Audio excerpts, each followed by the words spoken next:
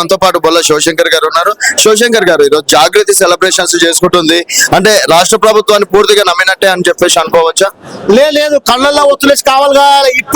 ఇప్పుడే నిజమైనటువంటి ఉద్యమం స్టార్ట్ అయింది.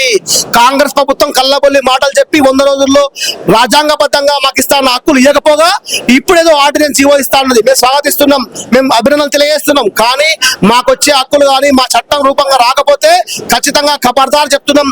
ఇప్పటి వ్యాప్తంగా రాష్ట్ర వ్యాప్తంగా సంపన్న పార్టీలు, అన్ని కులాలు, కుల సంఘాలు ప్రజా మద్దతు కోరినప్పుడు కూడా రాష్ట్ర అసెంబ్లీలో కూడా మద్దతు తెలియజేసినాయి. కానీ దొడ్డిదారుల దూడం జీగమని బరందనమని ఏదన్నా తప్పు చేసి మరి వాళ్ళ దాంట్లో వాళ్ళ కేసులు వేపిస్తే మాత్రం ఖబర్దార్ చెప్తున్నాం.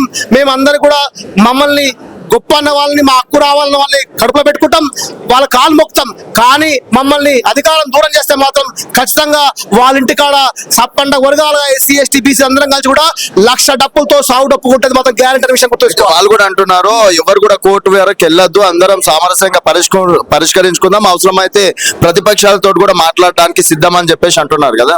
అసలు ప్రతిపక్షాలను కుదబెట్టే ప్రయత్నం చేయలేదు రేవంత్ రెడ్డి గారు. ఇప్పటి వరకు కూడా ఏదైతే ప్రధానమంత్రి గారి దగ్గరికి తీసుకుపోతా అన్నాడు, ఇప్పటి వరకు తీసుకుపోయే పదవిగా కాలేదు. ఇక్కడ కూడా నీటి మీద ఏమంటారుగా బంగ్లాలు కట్టే, సముద్రం మీద బిల్డింగ్ కడితే కట్టలేరు, సముద్రం నీళ్ళు ఒక్కపోయినట్టుగా ఖచ్చితంగా చెప్తున్నాం. సబ్బన్న వర్గాల బీసీల్లో కూడా మా కులం ఎంత, మా వాటా ఎంత, మా వర్గీకరణ జరగాల్సిన అవసరం ఉంది. ఖచ్చితంగా అలాంటి చేసినప్పుడే మరి రాజ్యాంగబద్ధంగా హక్కులు అవుతాయి. ఏదో కేవలం కూడా రూపాయలు పెట్టి ప్రతిపక్షాలను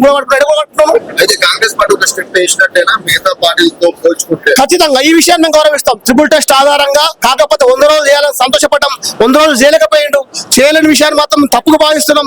మా ప్రజలందరం కూడా, కుల సంఘాలందరం కూడా ఉద్యమాలు చేస్తే, కవితమ్మ గారి సమక్షంలో నాయకత్వంలో పనిచేస్తే, ఊరు వాడ మండలం అంతా జిల్లా తిరిగితే ఇప్పుడు సోయొచ్చి మరి వాస్తవాన్ని కూడా ఆర్డినెన్స్ తెస్తా అనేటువంటి కేబినెట్ సమావేశం పెట్టడం మాత్రం స్వాగతిస్తున్నాం, అది అభినందిస్తున్నాం కూడా. కవిత గారికి ఎందుకు క్రెడిట్ ఇవ్వాలి అన్నది కాంగ్రెస్ ఏమంటారు, ఈర్ష అండి, ఈర్ష, అసూయ.